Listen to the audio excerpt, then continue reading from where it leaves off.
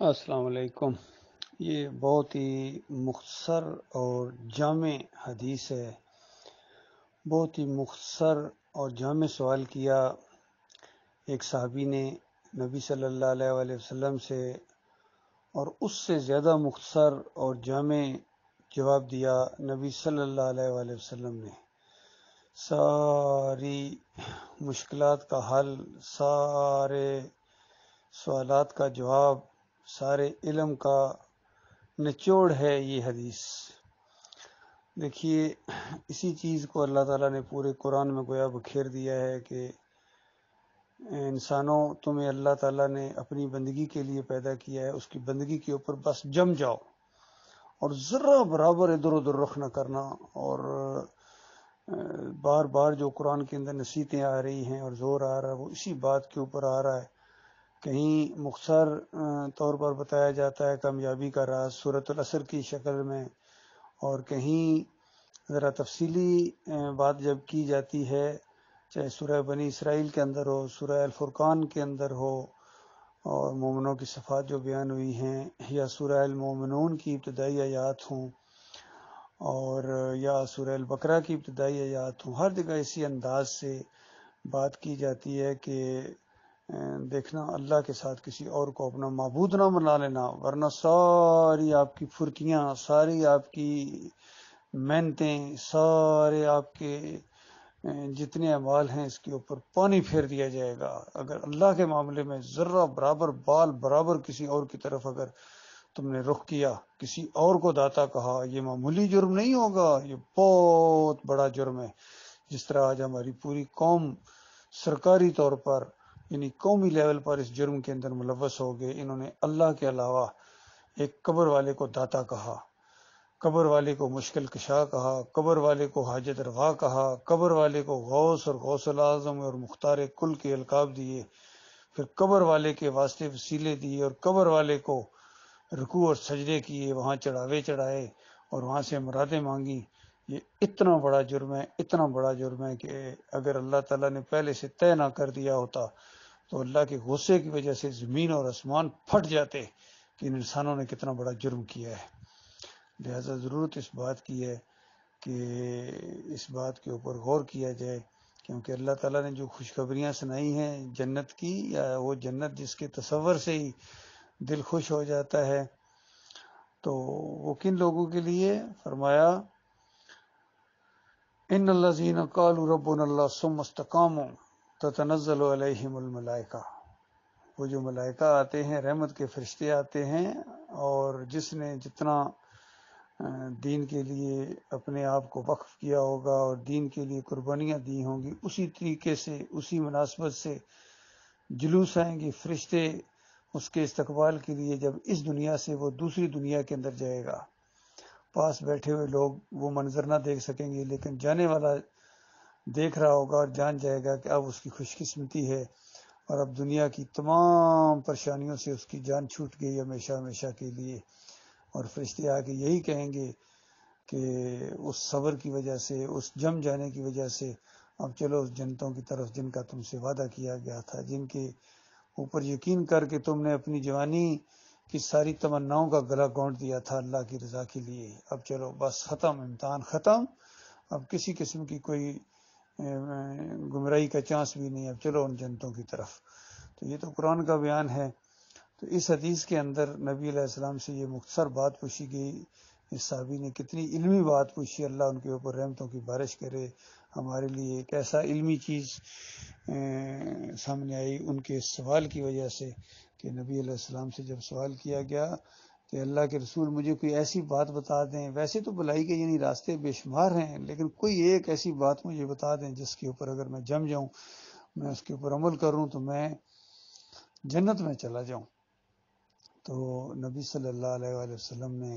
اس پر خوشی کا بھی اظہار کیا کہ کیسی زبردست بات اس نے پوچھی ہے، مگر اللہ جس کو یہ توفیق دے، یعنی اللہ جس کے دل کو کھول دے اور سمجھداری عطا فرمائے، اس کے حصے میں یہ بات آ سکتی ہے۔ تو پھر مختصر، اس سے بھی زیادہ مختصر جواب دیا، کہا قل آمنت باللہ ثم استقم، کہ ایک دفعہ جب تو نے کہہ دیا ہے یا کہو میں اللہ کے اوپر ایمان لایا ہوں، وہی بات جو اللہ تعالیٰ خود کہہ رہا ہے وہاں ان الذین قالوا ربنا اللہ ثم استقم، تو یہاں بھی یہی بات ہے کہ جس نے کہہ دیا کہ اللہ ہی ہمارا مالک ہے، ہمارا خالق ہے، جب اللہ کو اپنا رب مان لیا تو بتاؤ پھر کہاں گنجائش ہے اس پیری مریدی کی، کہاں گنجائش ہے پھر تعویذ گنڈے کی، کہاں گنجائش ہے پھر کسی اور کو مدد کے لیے پکارنا، یا علی مدد، یا رسول اللہ مدد، یا غوث مدد، اس کی کوئی گنجائش نہیں ہے۔ اور جنہوں نے یہ گنجائش نکال لی ہے، جس طرح محمود الحسن نے تفسیر کے پہلے صفحے کے اوپر ایمان اور توحید کی کڑاکے کی آیت کو اس بے ایمان نے شرک کے اندر تبدیل کر دیا، اور ان سے بڑے بے ایمان ہیں جو آج اللہ کی کتاب کی تائید کرنے کی بجائے اپنے اس عالم کی بات کو، محمود الحسن کی بات کو دفاع کرنے میں لگے ہوئے ہیں، کوئی اعلیٰ حضرت کی بات کو دفاع کرنے میں لگا ہوا ہے، کوئی ابو اللہ کے دفاع میں لگا ہوا ہے، کوئی عبد القادر جیلانی کے دفاع میں لگا ہوا ہے، کوئی محی الدین چشتی کے دفاع میں لگا ہوا ہے۔ ان صوفیوں نے جو عدم مچایا ہے اپنی کتابوں کے اندر، اپنی تصنیفات کے اندر، اللہ کی کتاب کا مقابلہ کیا ہے ان سب نے، ہر شرک انہوں نے ایجاد کیا، ہر شرک کا پرچار کیا انہوں نے، وحدت الوجود، وحدت الشہود، حلول، اور پھر پکاریں، پھر نظر و نیازیں، پھر واسطے وسیلے، کوئی شرک ہے جو ان میں نہیں تھا؟ کہتے ہیں انہوں نے بڑے دین کی خدمت کی ہے۔ بر صغیر میں اسلام لانے میں ان کا کردار ہمیں بچپن میں پڑھایا جاتا تھا، بر صغیر میں اسلام لانے میں صوفیہ کا کردار۔ وہ صوفیہ کون سا اسلام لائے تھے؟ یہ تو تصوف لائے تھے۔ ہاں، تصوف لانے میں، کفر و شرک لانے میں ان کا کردار۔ جب سے ایمانوں میں اسلامی ریاست قائم ہوگی، نیا پاکستان بنے گا، تو ان کے سلیبس کے اندر یہ چیز رکھی جائے گی، اور اس میں یہ سوال لازمی ہوگا کہ لکھو کہ بر صغیر کے اندر ان صوفیہ نے کس طریقے سے کفر و شرک پھیلایا ہے۔ تو اس میں جو بھی جتنے اچھے انداز سے ان کے حوالوں کے ساتھ جواب دے گا، اسی انداز سے ہمارے جو اساتذہ ہوں گے اس کو نمبر دیں گے۔ اور پھر اس طرح کے سوالات بھی ہوں گے کہ بر صغیر میں کفر و شرک پھیلانے میں علی حجویری کا کردار، محی الدین چشتی کا کردار، شاہ ولی اللہ کے پورے خاندان کا کردار، اس طریقے سے سوالات ہوں گے۔ سب کچھ ایمان کی روشنی میں بدل دیا جائے گا انشاءاللہ، اور قرآن کو سب سے اوپر رکھا جائے گا، پھر حدیث کو، بخاری رحمۃ اللہ علیہ، اور اس طریقے سے آگے جتنی بھی صحیح روایات ہیں، اور قرآن کی تشریح ہے، پھر قرآن کی تشریح اس طریقے سے جس طریقے سے نبی علیہ السلام نے کی، اور اس طریقے سے جس طرح صحابہ اکرام نے اس کو مانا۔ یہ نہیں کہ آج حضرت صاحب یہ اس کو اس طرح مان رہے ہیں، نا، ان کے ماننے سے کیا ہوتا ہے؟ صحابہ اکرام نے اس کو کس طریقے سے مانا تھا نبی علیہ السلام کی تشریح کو۔ تو یہ معاملہ ہے اللہ کے بندوں۔ اور پھر ایک اور نصیحت انہوں نے، اللہ ان پر رحم کرے، ایک اور نصیحت بھی انہوں نے پوچھی نبی علیہ السلام سے، تو بلکہ نبی علیہ السلام نے اس زبان کی طرف اشارہ کہ بس زبان کو اپنے کنٹرول میں رکھو، زبان کو اپنے کنٹرول میں رکھو۔ یہ ایک لوتھڑا اگر یہ کنٹرول میں آ جائے تو اس کے بعد سارا جسم کنٹرول میں رہتا ہے۔ کیسی علم کی باتیں، حکمت کی باتیں، اور اللہ تعالی رحمت اور برکتوں کی بارش کرے۔ جس طرح ہم درود پڑھتے ہیں، اللہم صلی علی محمد وعلی آل محمد کما صلیت علی ابراہیم وعلی آل ابراہیم انک حمید مجید، اللہم بارک علی محمد وعلی آل محمد کما بارکت علی ابراہیم وعلی آل ابراہیم انک حمید مجید۔